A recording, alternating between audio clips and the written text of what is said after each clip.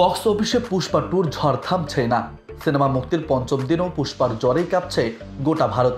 আল্লু অর্জুন, রাশমিকা মান্দানা, ফাহাদ ফাসিলের এই ছবি সপ্তাহের শেষের দিকেও দারুণ ব্যবসা ধরে রেখেছে। স্যাকনিকলের সর্বশেষ প্রতিবেদনে বলা হয়েছে, Pushpa to the rule box অফিসে 590 কোটি টাকা ছাড়িয়েছে। মঙ্গলবারের মধ্যে ছবিটি 700 কোটি টাকা ছাড়িয়ে যাবে বলেও আশা করা হচ্ছে। সোমবার ভারতে পুষ্পা টু আয় করেছে 65.1 কোটি টাকা, শুক্রবার 93.8 কোটি টাকা এবং শনিবার 119.25 কোটি টাকা। এছাড়া রোববার পুষ্পা টু দাবানলের মতো ছড়িয়ে পড়ে এবং 141.5 কোটি টাকা সংগ্রহ করে। সোমবারের সংগ্রহ নিয়ে এখন পর্যন্ত পুষ্পার আয় 5 দিনে 594.1 কোটি টাকা।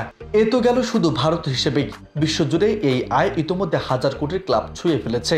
আল্লু অর্জুনের এই সিনেমা 5 ডিসেম্বর প্রেক্ষাগৃহে মুক্তি পেয়েছে।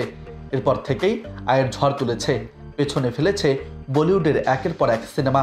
পুষ্পা টু সিনেমায় আল্লু অর্জুনকে পুষ্পা রাজের ভূমিকায় দেখা যায়, যিনি এক লালচন্দন চোরাচালান সিন্ডিকেটের নেতা হয়ে উঠেছেন।